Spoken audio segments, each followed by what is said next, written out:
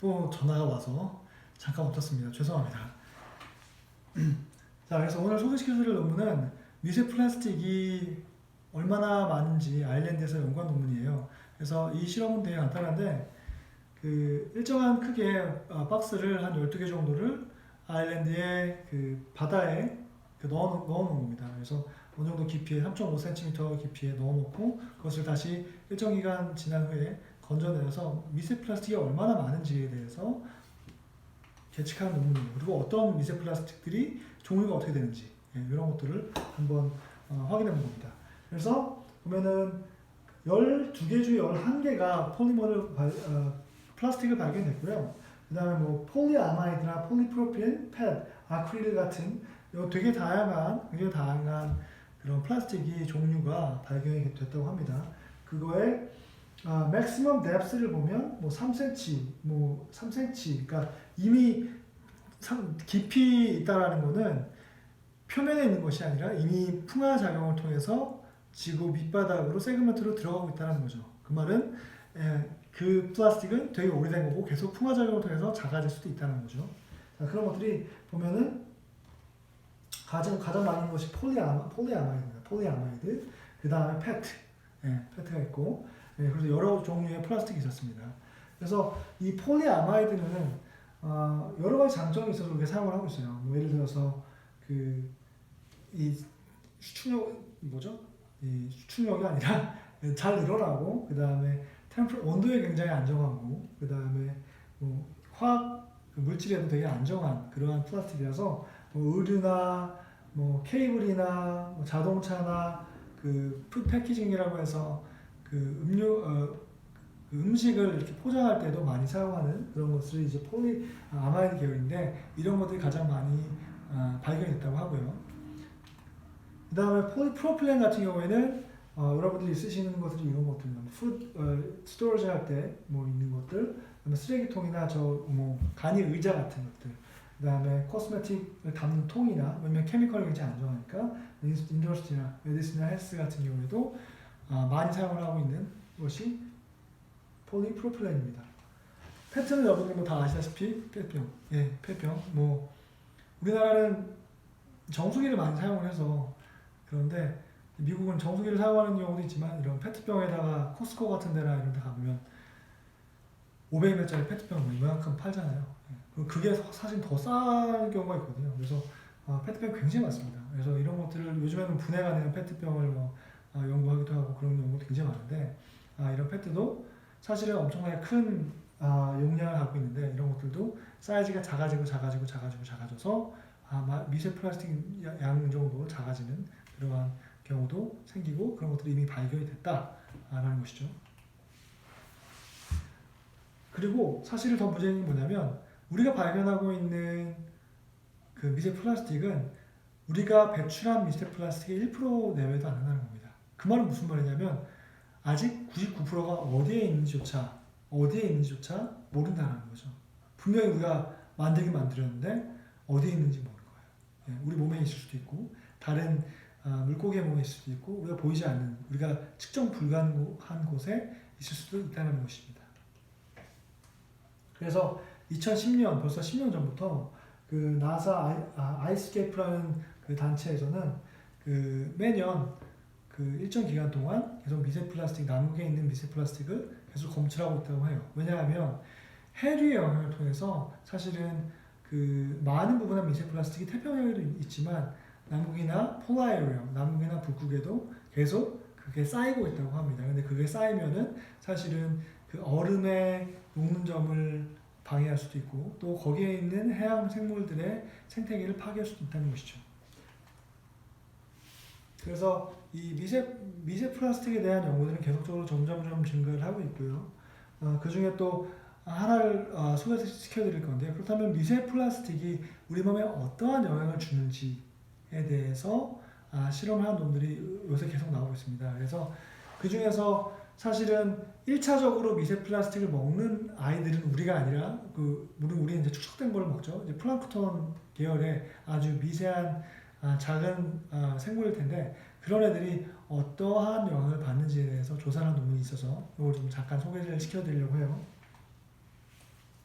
그래서 제목을 한번 찾아볼게요. Adverse effect of microplastic and oxidative stress induced MAPK NRF2 pathway mediated defense mechanism in the marine carpet paracyclopeania mana. 그래서 이 학명을 갖고 있는 것은 물벼룩입니다. 물벼룩. 예, 물벼룩. 가장 쉽게 미세 플라스틱 먹고 접할 수 있는 동물이죠.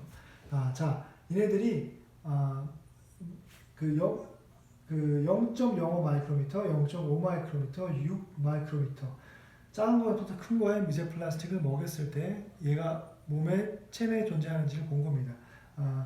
이 마이크로 플라스틱, 미세 플라스틱에다가 플로로선스 형광 물질을 달아서 얘를 먹였더니 얘가 몸 안에 있는 것이 관찰이 됐죠. 아주 징그럽죠. 그렇죠? 이런 것들이 크기에 상관없이 다 몸 안에 들어가고 거기서 존재를 한다라는 것이죠. 그러면 크기에 따라서 이 물벼룩의 그 증식이나 혹은 뭐 유전 그 어떤 다른 영향을 주지 않을까라고 해서 그런 것들을 검사를 했어요. 그래서 여기서 보시면 가장 중요한 거는 developmental time, 그러니까 뭐 시간대별로 이 발생학적으로 문제가 있느냐라고 했을 때는 큰 것이 보이지 않았다고 해요. 그 시간은 이제 데이별로 뭐 한 보름 정도 측정을 한 거죠. 보름 정도 측정했을 때 크기에 따라서 큰 차이는 없었는데 다만 그 생식 능력은 굉장히 떨어졌어요. 작은 거에서. 큰 거에서는 문제가 별로 없었는데 작은 거면 작은 걸수록 생식 능력이 굉장히 떨어지는 것을 볼 수가 있었습니다. 그리고 이러한 것은 사실 산화작용 때문인데 이 산화작용은 그 환원제, 이런 환원제를 처리했을 때 다시 복구된다고 합니다. 그래서 결론적으로는 사실은 미세 플라스틱에 노출이 되면 굉장히 많은 ROS, 활성산소들이 생기게 되고 그것을 통해서 생식 능력이 떨어지게 됩니다. 생식 능력이 떨어지는데 그것을 우리가 강력한 환원제를 통해서 막을 수 있다라는 그 정도까지 보여주게 된 거죠. 그래서 그리고 또 중요한 한 가지는 미세한 플라스틱이면 플라스틱으로 사이즈가 작으면 작을수록 그 ROS 농도가 올라가는 농도가 높아졌다라는 것이죠. 그러므로 해서 생식 능력이 떨어졌다는 것인데 이건 굉장히 중요한 시사점이 될 수가 있는 게 사실은 우리가 미세 플라스틱 보면 눈에 보이는 것만 걱정하는데 눈에 보이지 않는 것들이 더욱더 해로울 수 있다는 것이죠. 왜냐하면 사이즈가 적으면 적을수록 사실은 우리 몸에 그 단백질과 혹은 유전체와 바인딩할 수 있을 확률이 되게 높아요. 왜냐하면 사이즈가 작으니까 몸에 쉽게 더 침투할 수도 있고 세포 안으로 더 쉽게 들어갈 수도 있고 얘가 되게 단순한 구조를 가지면 가질수록 그 아이언들에 대해서 어떠한 인터랙션을 통해서 우리 몸에 있는 단백질과 DNA와 유전체와 결합할 수 있는 가능성이 훨씬 더 높아질 수 있죠. 예, 결합력이 높아질 수 있으니까요. 반응성이 높아질 수 있으니까요.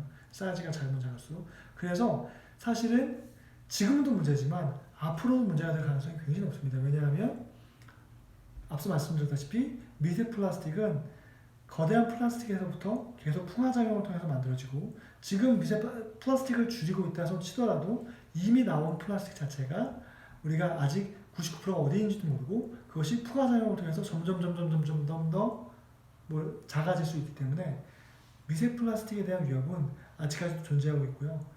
커다란 문제입니다. 그래서 이것들을 어떻게 해결할 수 있을지, 이것들을 어떻게 하면 극복할 수 있을지에 대한 것들은 계속적으로 연구가 되어질 것으로 생각됩니다.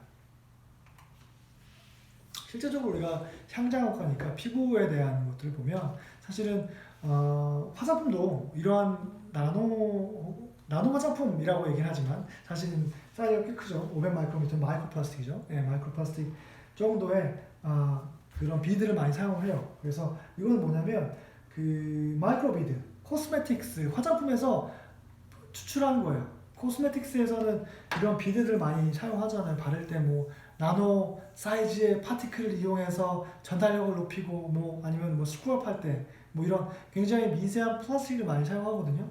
그런 것들 단면을 보시면 이렇게 생겼어요. 비드는 있지만 이미 깨져서 나온 경우도 굉장히 많아요. 그러면 이것이 우리가 처음에 바르고 우리 몸에 뭐 큰 영향을 안 줄 수도 있어요. 이거는 그래도 마이크로 플라스틱이니까 좀 사이즈가 꽤 큰 플라스틱이니까. 그런데 이것이 물에 식혀 나갔을 때 어디로 가요? 하수로 가죠. 하수로 갔다가 바다를 갑니다. 바다로 갔다가 다시 얘가 사이즈가 더 작으면 작아질수록 다시 빗물에 올라가고 그것이 순환되다가 다시 우리 몸에 더 사이즈가 작은 채로 들어올 수도 있는 거예요. 그렇죠. 그렇기 때문에 사실은 화장품을 사용하는 입장에서도 미세 플라스틱은 우리가 이미 제작을 하고 있고 이것을 통해서 생기는 환경 문제에 대해서도 우리가 고민해봐야 됩니다. 뭐 예를 들어서 사실 이미 화장품도 우리 몸에는 큰 문제를 일으키지 않지만 환경에 큰 문제를 일으키는 경우가 많이 보고가 되고 있어요.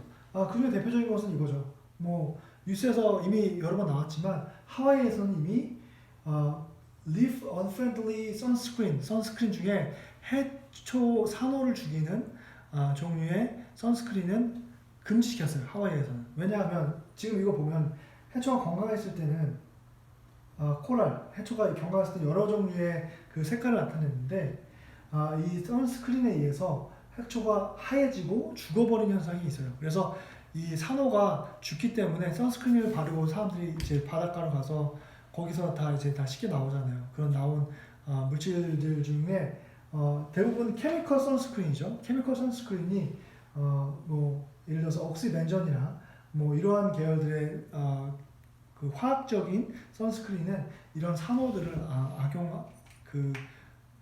굉장히 안 좋은 영향을 끼칩니다. 이러한 보시다시피 그렇기 때문에 이미 금지됐어요. 예, 앞으로 많은 나라에서도 금지될 겁니다. 여러분들도 이미 잘 알고 계시는 내용일 수도 있는데 화장품이 사실 환경을 생각하는 화장품이 좀 나왔으면 좀 좋겠다고 생각합니다. 이뿐만 선스크린뿐만 아니라 미세 플라스틱도 사실은 그러한 여러분들이 걱정하시는 부분이잖아요. 그렇기 때문에 좀 환경을 생각하는 그런 착한 화장품, 이쁜 화장품이 나왔으면 좋겠다라는 것이 저의 개인적인 바람입니다. 여기까지 3차시 마칠 거고요. 그 미세 플라스틱에 대해서 좀 알아봤고요. 다음 시간에는 우리가 두 가지의 또 주제를 가지고 얘기를 한번 해보겠습니다. 첫 번째는 The Future of Sexual Reproduction. 그래서 우리가 아기를 만드는 방법에 대해서 그 과학기술을 통해서 아기를 만드는 방법에 대해서 좀 알아볼 거고요. 그리고 나서 또 하나는 Drug shows astonishing ability to regeneration. 그래서 재생 능력이 뛰어난 그러한 약품을 하나 개발했는데 이것이 상어로부터 추출하는 거거든요. 그래서 이런 것들에 대해서 좀 재미난 얘기를 해보겠습니다. 그래서 경청해 주셔서 대단히 감사합니다.